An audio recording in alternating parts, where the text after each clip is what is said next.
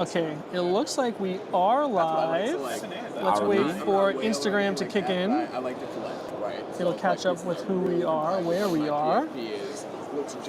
And in the meantime, yeah, we are live. All right, Kevin here from Rebel Ants Radio, as always, live at NFT NYC 2024 here with Lukas. Lukas, how do you say your last name? Huettis. Huettis, okay. Lukas, you and I were just chatting about music NFTs. You gave a talk earlier on that. What was the point of the talk? Was it to educate? Was it to try and pitch people on why they should do it? Was it a little bit of both? Probably a little bit of both. So it makes a lot of sense to me and to the people I've been with on the panel. And we wanted to educate people on what the possibilities are, because we just talked about that. For most of the people, they understand NFTs. Right. So the people that are here, they understand NFTs. But yes. To most of them, it's like, okay, but music, NFTs, how does that work? Where does that make sense? And how? So that's what we talked about, and that's actually my main topic also. That's good. Now, I think NFTs, probably the most popular form of NFTs, like the visual art type, right? Yeah. Do you feel like music is not getting enough attention and respect as it should for the platform that it is? Especially because I would think out in the world, in IRL, probably music is a more popular art form than physical art, I would think. So do you feel like it's just imbalanced from a digital standpoint? Maybe, but the point is, you always have visuals as well with music, right? You always have the covers of the vinyl, of the CDs. So for the singles, every artist basically has a single cover for every song they put on Spotify, right? Right. They have the visuals, so they can use those visuals and use them for the NFTs, because you need some kind of visual for an NFT, right? Yeah. So this is what most of the artists do.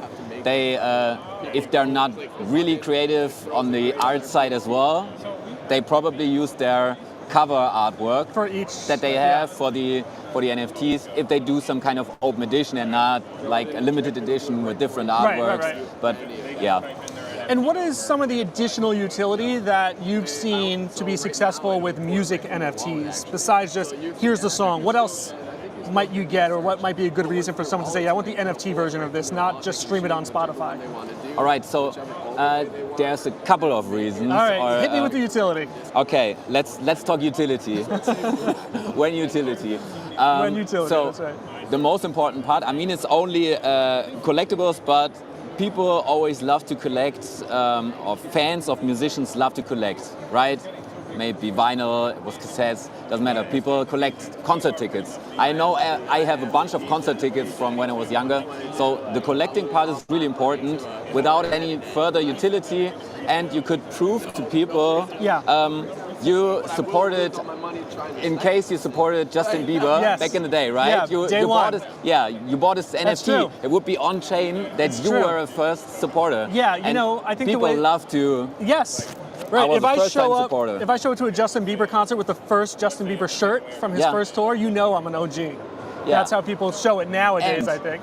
And the beauty of the blockchain is the artist knows this as well. That's so Justin Bieber could go and say, okay, to all my OG fans out there, I'm gonna do a special show only if you got one of the first OG NFTs. And it's also fine if you sell the NFT and make money out of it.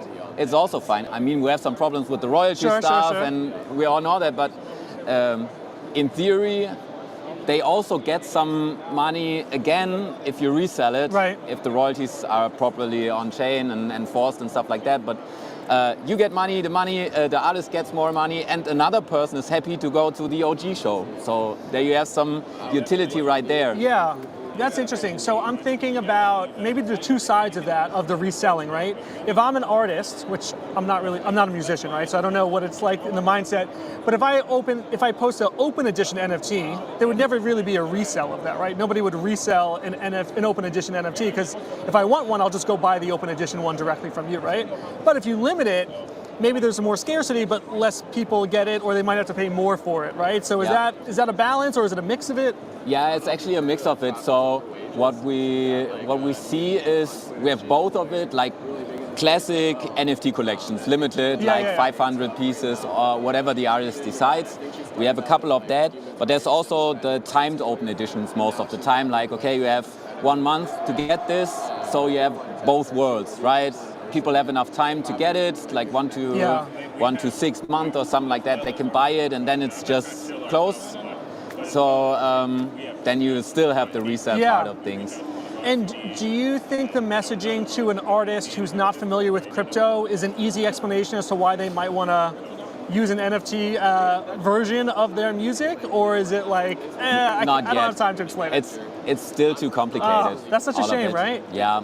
So how do we fix that? How do we package this message to say, hey, do you want royalties when you're, I don't know, like what do you think that message should be, to an artist? To an artist, they need to see that NFTs are an additional platform to get revenue for their music, right? Yes. So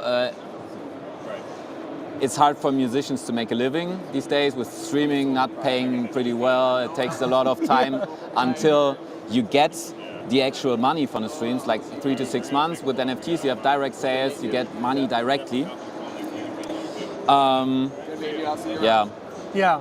It's an interesting challenge to try and bridge people into this. Yeah, the problem is it's too complicated to set up a wallet, get crypto, buy an NFT. So there's a lot of education that you need to do, and there's a lot of platforms already working on that with with Magic Link and all those other services in the background, where you can just do the social login, or with an email the wallet gets created for you. Yeah. If it's on a layer 2 blockchain or on Solana or something like that that has really low transaction fees, then you can sell your songs for $1 to $10.